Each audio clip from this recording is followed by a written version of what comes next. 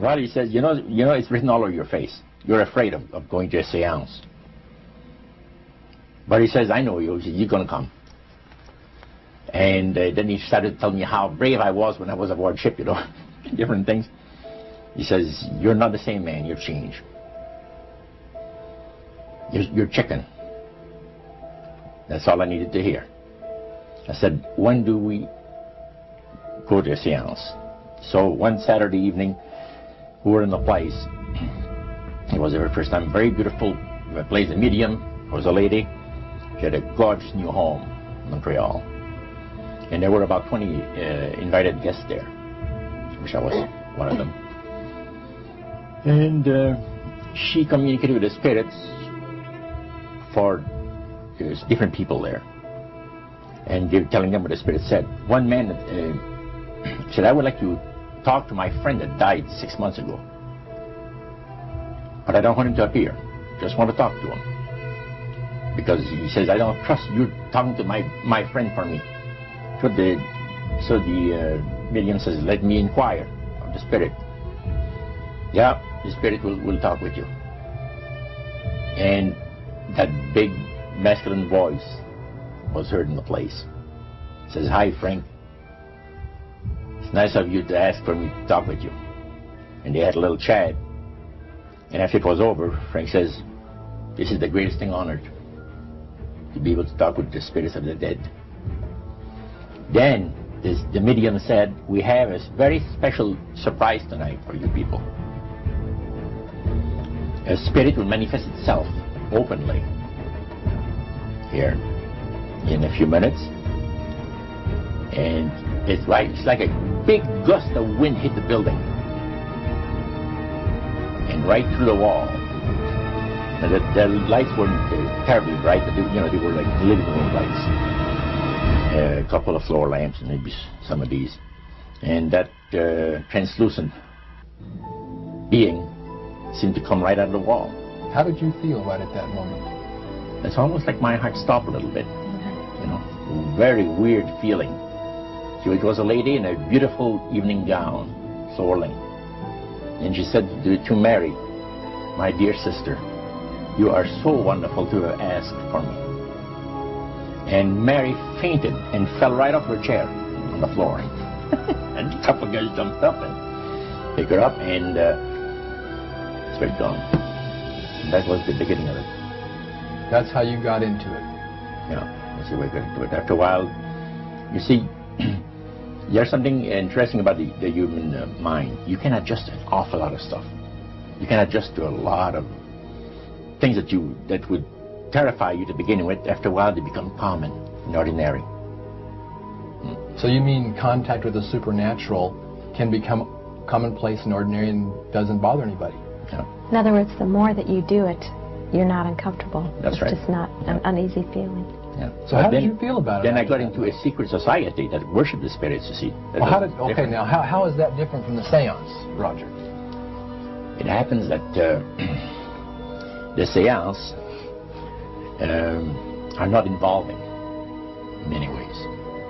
But when you get into a secret society of spirit worshippers, then, and especially when you're invited there by the direction of the higher ups in the spirit world, you never get out of there alive. And this is exactly what my friend and I were up against. We didn't know anything about it. And there was a very, very popular big band leader. Jazz musician. Band, yeah, very famous. And one night we went to one of these seances, and he was with his wife. So Roger, you're at this restaurant.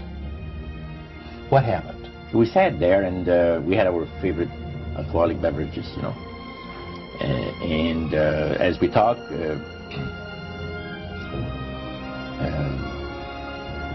the band leader says, he says, I want power. I go right to the source of power. And he says, how do you think that I became famous the way that I am? Well, I said, you must have had some good luck. Well, he says, there's no such thing as good luck.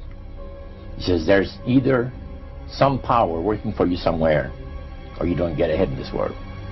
Not in my type of occupation. So it went from there. We got talking about spirit worship. Did it intrigue you? Or did it make you want to find out more about what exactly he was talking about? Yeah. So he said the supposed spirits of the dead that you're talking with are demon spirits. They're fallen angels. They're beautiful beings. Just set it out, just like that. Oh, yeah. It didn't make you uneasy when he said they were... Well, it shocked you a little bit, something that you first hear mentioned to you. He said, you guys have got a great future ahead of you.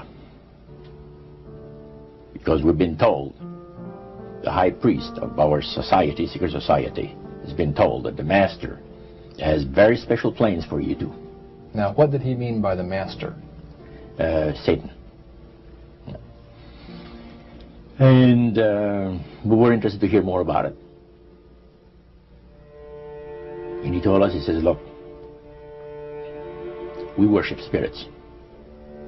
We worship Lucifer and all his angels. They're just as beautiful as they did before they were cast out of heaven. He says there was a misunderstanding in the whole thing. He says among the inhabitants of the galaxies.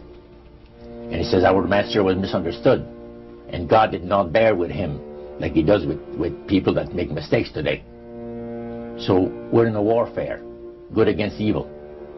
And we happen to be the evil ones, but we're not that bad. He says, I look at this business between the forces of good and evil. He says, you believe in one person believes in God, and everyone believes in Lucifer.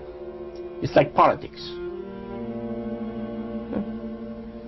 So the great controversy is real. And you've heard someone talk about it that's on the other side. And to these people, they are sold to the fact that Christ will not return to this planet with power and great glory. He's going to abdicate all claims to the planet, because the high priest once said that Christ will abdicate all claims to the planet because he knows that it is lawfully and rightfully Satan's. And at that time, he says, so the priest says, well, now, he says, for those of you that are new, let me tell you that this is the most feasible way, he says, to please the spirits, is to deride Christ and his people, and his church and all that. So they sing out of Christian hymnals. They didn't sing Christian words to the hymns, however. Well, they changed a lot of them. Yeah, not for the good. It's a form of blasphemy. Such as you see today in the rock music world. You see the entertainers, they have these crosses. The ladies got earrings, crosses. The guys got crosses. This is a form of blasphemy, a form of deriding Christ. You see.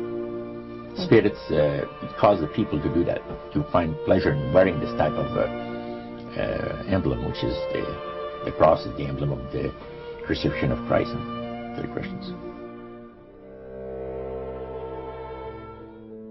Better to reign in hell than serve in heaven, is that it?